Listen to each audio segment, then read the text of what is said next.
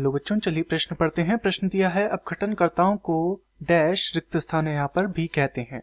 विकल्प ए है ट्रांसड्यूसर्स, विकल्प बी है रिड्यूसर्स, विकल्प सी है सूक्ष्म उपभोक्ता तथा विकल्प डी है बी व सी दोनों। तो इस प्रश्न में हमें अपघटनकर्ताओं के विषय में पूछा गया है कि अपघटनकर्ताओं को और क्या कहा जा सकता है। तो इस प्रश्न की जो मुख्य अवधारणा यह किस विषय में है? यह है अपघटनकर्ताओं के विषय में। अपघटनकर्ता के विषय में है। तो चलिए देखते हैं अपघटनकर्ता क्या होते हैं।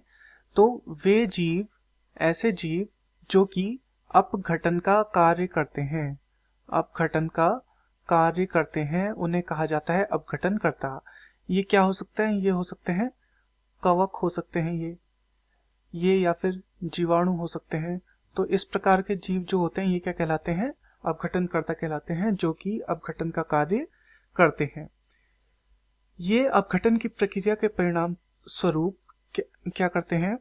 जो मृत कार्बनिक पदार्थ होता है, मृत कार्बनिक पदार्थ जो होता है उसका ये विघटन करते हैं, विघटन। तो चलिए देखते हैं इन्हें और किस नाम से पुकारा जाता है। तो एक तो इन्हें कहा जाता है रिड्यूसर्स। रिड्यूसर्स इसलिए कहा जाता है क्योंकि ये रिड्यूस अर्थात कम करने का कार्य करते हैं। क्योंकि ये विघटन का कार्य कर रहे हैं, इसीलिए इन्हें क्या कहा जाता है? रिड्यूसर कहा जाता है। दूसरा, क्योंकि इनका आकार कैसा होता है? सूक्ष्म आकार के होते हैं। ये आकार होता है इनका सूक्ष्म, तो इनके सूक्ष्म आकार के कारण ही इन्हें सूक्ष्म उपभोक्ता भी कहा जाता है। सूक्ष्म उपभोक्ता। तो चलिए विकल्पों को देखते हैं। विकल्प ए है ट्रांसड्यूसर्स। तो ट्रांसड्यूसर जो है वो हो ही नहीं सकता, क्योंकि यह क्या है? यह एक इलेक्ट्रॉनिक उपकरण का नाम है। ये एक इलेक्ट्रॉनिक उपकरण है, तो इसे तो अपघटनकर्ता होता ही नहीं है। ये तो हमारा सीधे सीधे गलत हो गया। दूसरा रिड्यूसर, बिल्कुल अपघटनकर्ताओं को रिड्यूसर भी कहा जाता है। तथा विकल्प सी है सूक्ष्म उपभोक्ता, बिल्कुल इन्हें सूक्ष्म उपभोक्ता भी कहा जाता है।